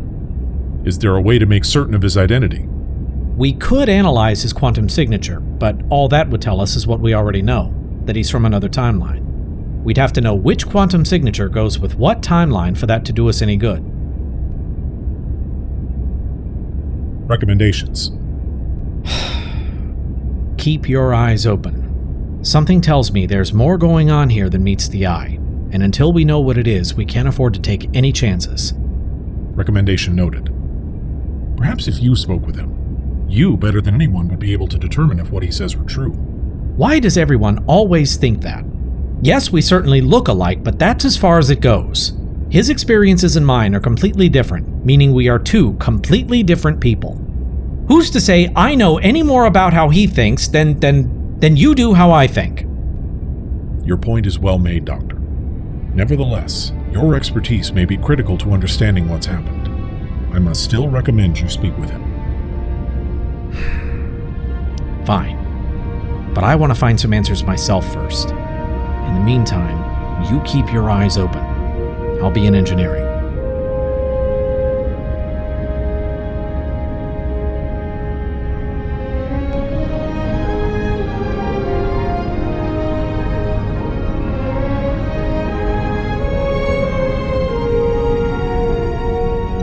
This looks like a complete mess. I thought you said the command buffers were intact. I did, and they were. But it looks like they took damage just like everything else over there. This kind of data fragmentation is exactly what I'd expect from an energy surge through the computer system. So what's the prognosis, Doctor? Well, data recovery is more art than science, but we should have something in the next few hours or so. Hours? Usually takes days just to get started. Well, I wrote this data recovery program myself, and I don't much care how long things are supposed to take. Naturally. If there's something on your mind, Commander, let's have it. I was curious, Doctor. What was your impression of that ship out there? It was eerie. From its outward appearance, I was expecting sharp edges, harsh lighting, something more menacing than what we did find. In a way, everything looking so normal was even more unsettling than the alternative. Maybe a better question would be what your impression was. To tell you the truth, I'm not sure. From an engineering standpoint, it's a marvel of technology. Everything on board is years, if not decades, ahead of anything we've got. But then you look at the tactical systems. There are things here that I've never seen before. Some of it almost looks Borg. Now there's a cheerful thought. And the hull. It's layered with some kind of quantum crystalline armor. It looks almost like a derivative of neutronium, but I didn't think it was possible to stack multiple atomic layers this close together. I thought this kind of thing was only theoretical. Well, Starfleet has been experimenting along these lines, but we're a long way from being able to construct a ship's hull out of it. Well, it looks like someone beat you to it. If I had to guess, I'd say this ship could fly right through a star and come out the other side without getting so much as singed. Probably wouldn't even need radiation shielding. I have eyes, Commander, and I can see all this for myself. What's your point? I don't like it. It may look like a Starfleet vessel, but if I didn't know better, I'd swear I was looking at a miniature Borg ship, augmented with technology that the laws of physics say shouldn't even exist. Commander, I suggest we save the theoretical debate for later. Right now, we have a mystery to solve. Excuse me, Doctor. Yes, Ensign. Doctor, I've just finished recalibrating the transpectral sensor array. You have. I wasn't aware anyone had asked you to do that, Ensign. No, sir, but I thought it might help with your investigation. In other words, you were taking initiative. Yes, sir. And what was the result of your initiative, Ensign? Quantum resolution has increased by 14%. Is that so? And just how did you manage that? It's all in my report, sir.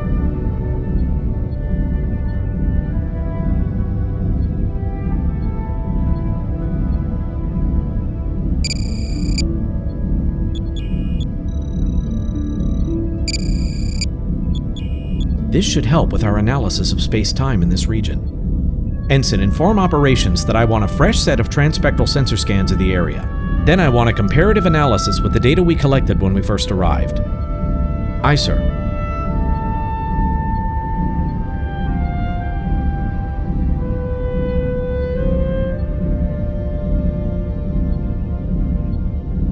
And Ensign, nice job. Yes, sir. Thank you, sir. That'll be all.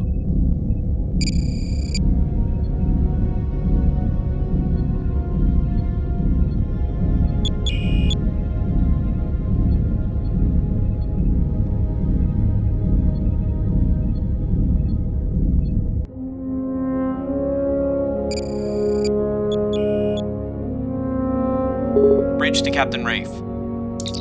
Go ahead, Mr. Garrett. Sir, there's an incoming transmission for you from the Ruinore Colony. It's Dr. Falwell. Put it through. Aye, sir. Elizabeth, Hello, guys. it's good to hear from you. Are you... Is everything all right? Everything is fine. Report. What's your status? Relief operations are proceeding smoothly. We've treated the worst of the injuries, and now we've moved on to general triage. What was the final tally? 683 dead, and almost 4,000 wounded. nearly 1,000 critically. And the colony. Our initial findings were correct. A lot of the infrastructure has been completely destroyed. We're using portable generators from the medical ships to provide power, but... Perhaps the Starfleet Corps of Engineers can assist with the rebuilding. I'm afraid not. That's actually what I was calling about. What's happened? It looks like Dr. Garr was right. The dust from the planet's rings has begun to settle into the atmosphere. Particle contamination levels have been rising steadily since you left orbit. How bad is it? Bad enough that we've already had multiple cases of pneumoconiosis among otherwise healthy individuals. We've isolated the medical facilities on the surface to their own life support systems, but it's only a stopgap. We have to get everyone off this planet. How long do you estimate we have? Elizabeth? Our best estimates place survivability at a matter of weeks. So far, it's only happening to a few of us, but it's only a matter of time before we're all affected. Eventually, the atmosphere will be completely unbreathable. Understood. I'll inform Starfleet Command. There are several colony ships under construction at Utopia Planitia. Perhaps one of them might have sufficient capacity to evacuate the planet. Let's hope you're right. Do you have any idea what's behind all this? Our investigation is ongoing. We've developed several theories, but as yet we have nothing concrete. We hope to know more very shortly. Well, whatever did this, it's left a lot of suffering in its wake. Tell me you'll find an answer to all this, Gaius. Promise me. Count on it.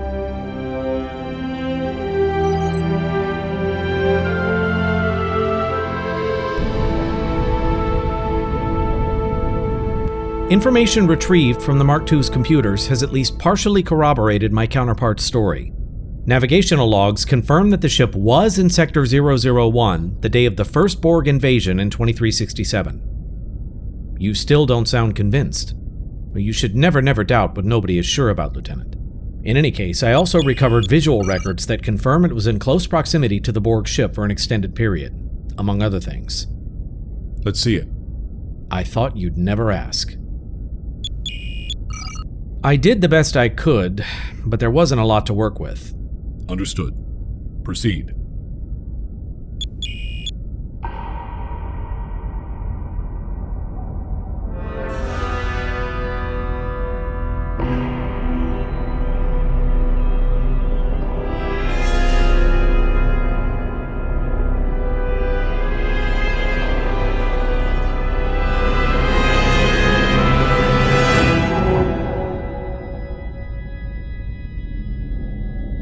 So we were there, or at least some future version of us. Have you been able to verify any other parts of his story? Not yet.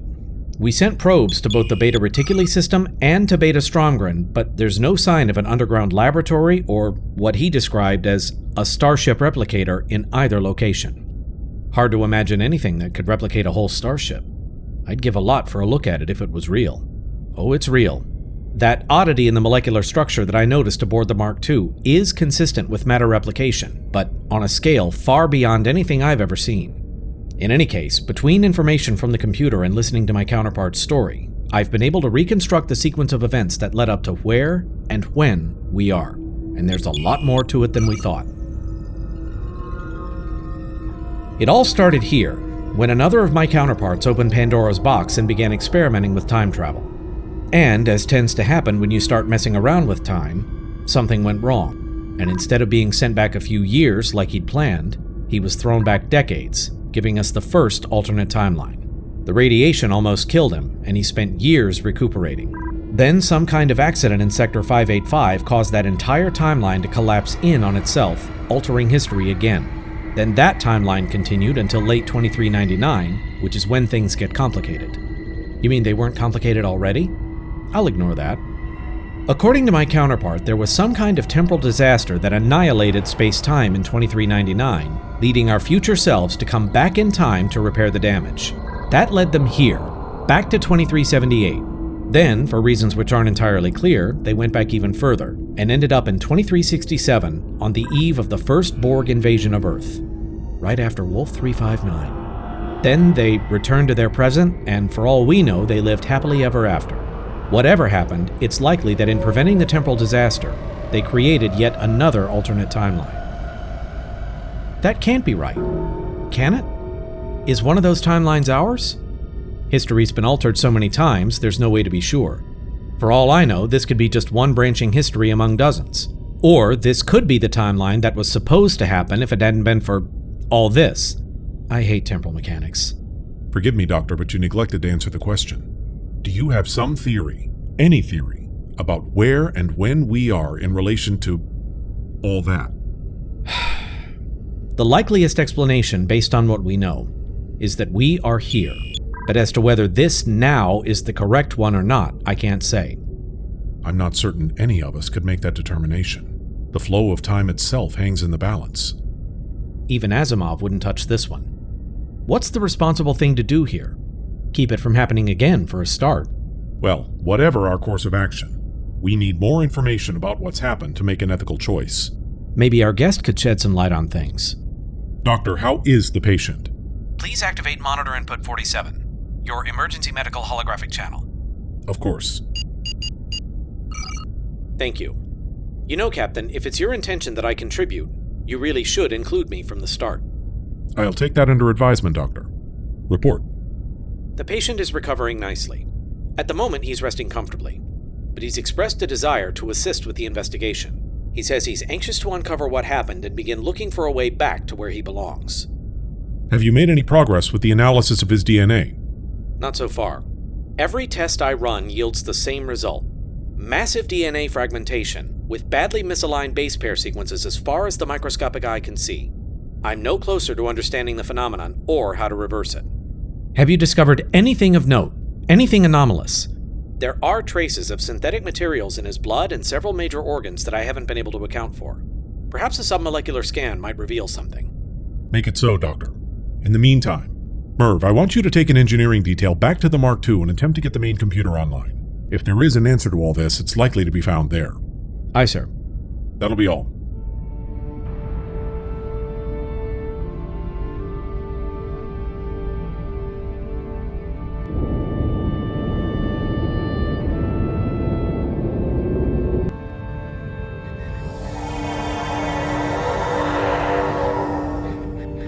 Captain's Log, Supplemental. Mr. Ronston and a team of engineers have begun the task of restoring power to the derelict vessel we've come to know as the Mark II. While Dr. Garr continues to direct our efforts to analyze space-time in the affected region, his counterpart remains under the care of the emergency medical hologram. Having spoken with him at some length, I'm uncertain if I'm struck more by the differences between he and my old friend, or the similarities. With the increased resolution of the transpectral sensor array, we've been able to make a more detailed analysis of space-time in the region. I'm not sure what it means, but take a look at this. What am I looking at? It's the precise frequency of the radiation signature left by the shockwave. Conventional scans couldn't isolate it, but Ensign Call's modifications did the trick. I've never seen anything like it. I have. It's residue of a substance called boronite.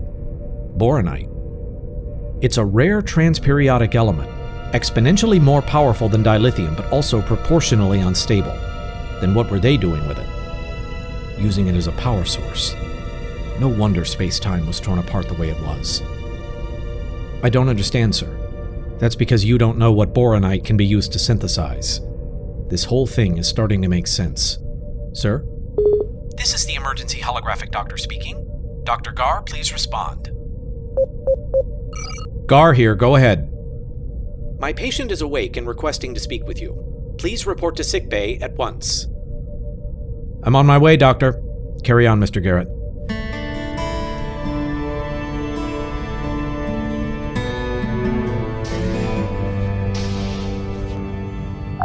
Engineering to bridge. Go ahead, Ensign. We've corrected the alignment fault in the optronic integrators on Deck 5. I think we're ready to try restarting the warp core. Third time's the charm. Let's give this another try. Prime the injector ports. Injector ports primed. Align the dilithium matrix and stand by to open injectors. Dilithium matrix is aligned. Injectors ready. Here we go. Ensign Mitchell, initialize injectors. Aye, sir. Initializing.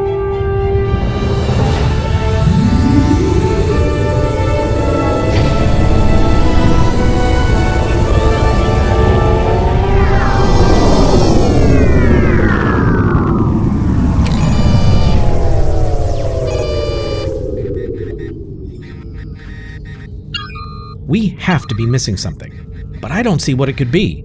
We've turned the power grid inside out 3 times now, and each time we've come up empty. When you eliminate the impossible, whatever remains, however improbable, must be the truth. Logic dictates that if there is no fault within the power systems, then the source of the problem must lie elsewhere. As always, your logic is impeccable, but that doesn't exactly narrow the list of possibilities, does it? Where do we start? I recommend we begin with critical systems adjacent to the power grid. The control relays, for example. That's as good a place as any. We're going to need more hands for this. There are almost 100 relay junctions in the primary hull alone.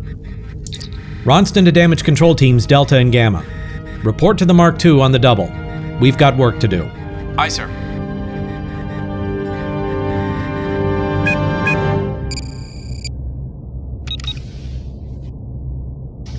You wanted to see me, Doctor. Thank you for coming so quickly. What's the status of your patient? And people complain about my bedside manner. Most of his vital signs have shown significant improvement over the last 12 hours, except for one. There's a slight neurochemical imbalance in his hippocampus. There certainly is. I first noticed it when we examined him earlier. I thought it might be an after effect of his trip through time and it might eventually stabilize on its own. Except it hasn't. If anything, it's gotten worse. Any idea what's causing it? Not yet. But this could explain his emotional instability. It's not life-threatening, but I'm concerned it might indicate a larger problem. You don't sound certain. That's because your counterpart is as stubborn as you are, and he's refusing to let me examine him any further. I was hoping you might be able to talk some sense into him. What makes you think he'd listen to me? Simple. If you can't convince yourself, then who can? Besides, I don't have any better ideas.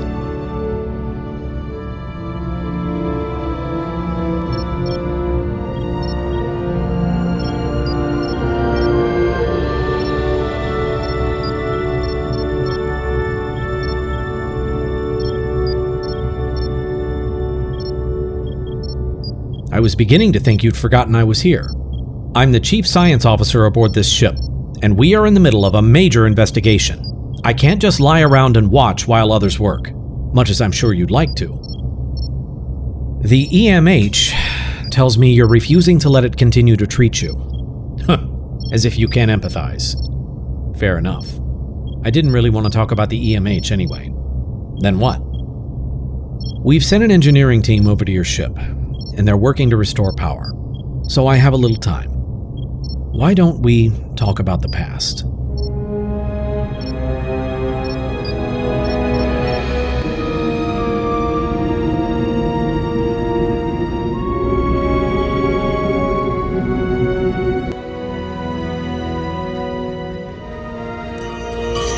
Try it now. Nothing. Let's try recalibrating the command pathways. That should have worked. That and everything else we've tried. I'm serious. We should have been able to make at least some kind of progress by now. It doesn't make sense. Add it to the list. Look, what do you want me to tell you? I want you to show a little optimism. We'll figure this out, I know it. You always know just what to say. Sarcasm? Sarcasm. Look, I appreciate your optimism. It's one of the things I like about you. But don't get carried away. What do you mean? I mean, I can appreciate a good mystery as much as anyone. But try as I might to just focus on the work, I can't shake the feeling that something isn't right. You mean like how we couldn't get the warp core online a few hours ago? Exactly. It should have worked. Everything was fine at first, and then, when power got up to 26%, the whole grid just failed. What could cause that? I don't know, and I don't like it. Could it be the same thing that happened to us on the Fitzgerald? It did take a few tries to get the warp engines online. That was a design flaw. This ship, as far as we know, had full power just a few days ago, subjectively. It also allegedly fought our alternate selves to a standstill. So we know it worked. We just have to make it work again. As simple as that. And if anybody can figure it out, you can. That makes me feel so much better. Sarcasm? Yep.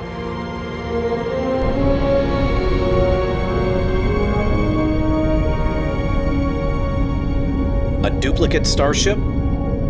It's not a duplicate in the traditional sense, to say the least, particularly given its origins. Gaius, I've personally examined Starfleet sensor logs of the Borg incident. If the events you describe did happen in this timeline, there's no evidence of it. And thus no way to confirm or disprove his story. I'm afraid not. How's Dr. Garr handling all this? Ours or the other one? His alternate self seems to be taking it all in stride with an almost casual detachment. And ours? Unbridled cynicism, bordering on almost paranoid hostility. Two very different responses. What do you make of it? I'd never have expected my old friend to take such a circumstance so easily in stride. But neither would I have expected the reaction I see from the Garr of this timeline. That's not what's really bothering you about all this, is it? No, it isn't. Since he came aboard the Fitzgerald, Dr. Garr has behaved nothing like the friend I once knew. Driven and intelligent, certainly, but never quite so callous and unforgiving towards others. Which makes it hard to trust him. Indeed. So what does he make of all this? Brayan seems convinced that his counterpart is up to something, but lacks any evidence to support that claim. Meanwhile, his counterpart seems far more grounded, and what little evidence we do have appears to corroborate his account. And yet... It's one hell of a conundrum. Who do you believe? The one behaving strangely with an unproven theory, or the rational one whose story seems just a little too perfect?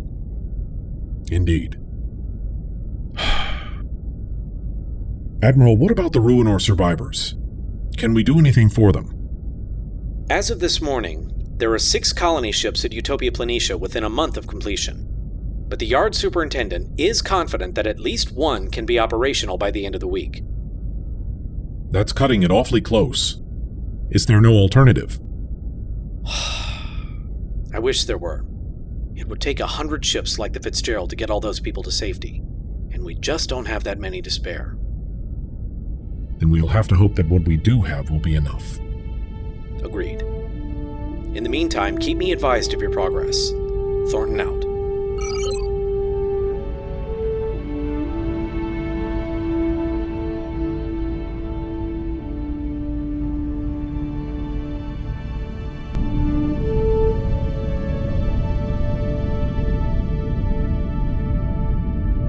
You can explain it to me as many times as you want, but it's not going to make a difference. After everything you've done, I'm ashamed that we share a name, let alone a face. Surely you understand at least a little. Lose something precious enough and you'd do anything to get it back. Wouldn't you? Lost love is no excuse to throw away everything you believe in. I honestly can't fathom how you could expect me to understand, let alone sympathize with any of this. Because when you get right down to it, we're the same person. Not likely. Let me tell you something. We're more than just the sum of our experiences. When challenge happens, we don't run away from it. We face it head on. We evolve. We grow and learn to adapt. We taught that to Gaius after Wolf 359. How could you have forgotten that? I never forgot. And I can see that you haven't either. This is pointless. If you want to keep feeling sorry for yourself, you can do it alone. I have better things to do. Like cleaning up the mess you made. I know what it's like. What's that? Wondering how things might have turned out if you could just change that one decision. Would you have lost your best friend? Would the woman you loved still have left you? It gnaws at you every minute of every day, and you know you'll never be able to set it right. All that's left is to regret your mistakes and mourn what might have been. You don't know what you're talking about. I think I do. You've spent so many years wallowing in your own self-pity that it's become a way of life. And you resent anyone who isn't just as miserable as you are. That's enough. You want so badly to feel like you belong here, but you know you never will. It must be terrible. Even your beloved holoprogram didn't help, did it? It never does. The only thing it's good for is reminding you of just how alone you really are. You have no idea what you're talking about. Just because you fell apart over one life setback, it doesn't mean that's what happened to me. I faced my fears, and today I'm better off for it. That's enough. This is a sick bay, not a free-for-all. Visiting hours are over. Doctor, you'll have to leave. You're agitating my patient. You can't be serious. This is my sick bay, and I will decide what happens here. Don't force me to call security and have you escorted out. But get out!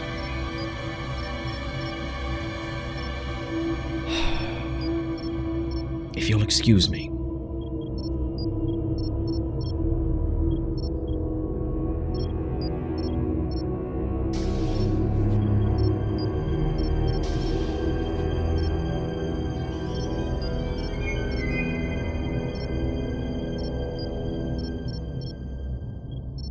He's insane. A complete and total psychopath. An extreme choice of words, Doctor. I agree that he isn't you, but to ask me to believe in insanity... Believe it. Ever since we found that ship, my gut has been telling me that he was up to something. Now I'm sure of it. To what end? He's a stranger in a strange land. This is not his timeline. He doesn't belong here any more than we would in his. When I spoke with him, he was adamant that he wants to find a way home, just as we would in his place. I'm not so sure of that. I don't buy that an accident sent him here. Something more is behind this. What alternative do you propose? Surely after all this time you must have some idea. No. But you have to believe me. We can't trust him. What would you have me do, Doctor? Turn a blind eye? Set him adrift as we found him, based solely on your suspicions? Gaius, I'm telling you, we can't trust him. For what reason, Doctor? There must be more to this than some unknowable clairvoyance. Unknowable clairvoyance. Isn't that a touch dramatic?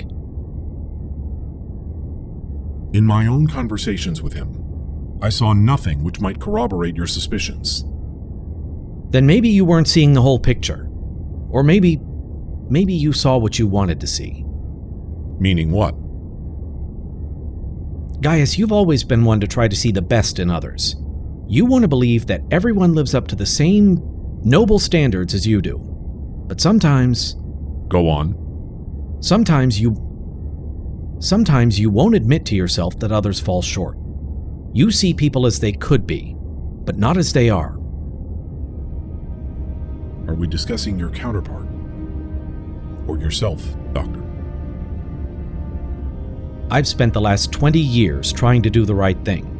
Just because it wasn't the choice you'd have made, it doesn't make it wrong. Once, I trusted your word implicitly. But that was a long time ago, and circumstances are far different today. You've become as an entirely different person from the friend I once knew. And that means that however much I might wish to, I can't simply accept your intuition without some kind of evidence to back it up. This isn't about the past, and it's not about old arguments. For your suspicion to be correct, everything that's happened would have had to have been deliberate. He would have had to know our procedures, he would have had to know our processes, he would have had to know our people, and he would have had to prepare a perfect set of countermoves for every contingency. The magnitude, it seems inconceivable. Would all that really surprise you based on what we know of him? By the time our counterparts caught up with him, he'd stolen classified starship blueprints, faked his death, and stood by while his experiments cost 47 people aboard the Starship Fairgrieve their lives. It would require a certain ruthlessness. And a callous disregard for the well-being of others. Look, this isn't getting us anywhere. Brian. Ronston to Dr. Garr. Garr here, go ahead. Doctor, we think we've isolated the problem and we're about to try restarting the Mark II's warp core. Would you join us on the bridge, please? I'll be right there.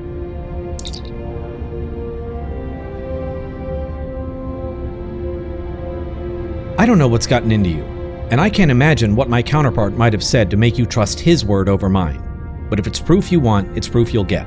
I just hope it convinces you before it's too late.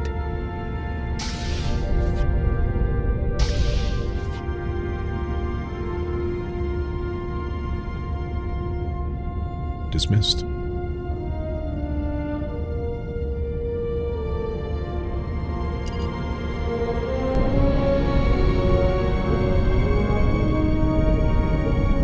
Three, 2, 1. Initialize injectors. Injectors online. Matter flow nominal. Antimatter flow nominal. Here we go. Again. Open injector ports. Injector ports open. Initializing dilithium matrix.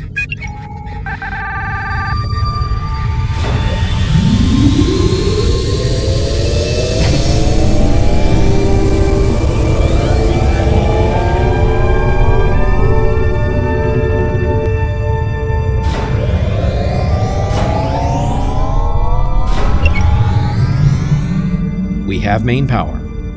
Bravo. What was the problem?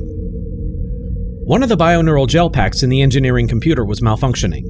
Every time we tried to reinitialize the power grid, the sensors misread it as an overload and triggered an emergency shutdown. We're not sure why. Well, Ensign, I suggest you find out. Have this gel pack beamed to the Fitzgerald for analysis. I want to know what the problem was. Aye, sir. Mr. Lestock, what's our status?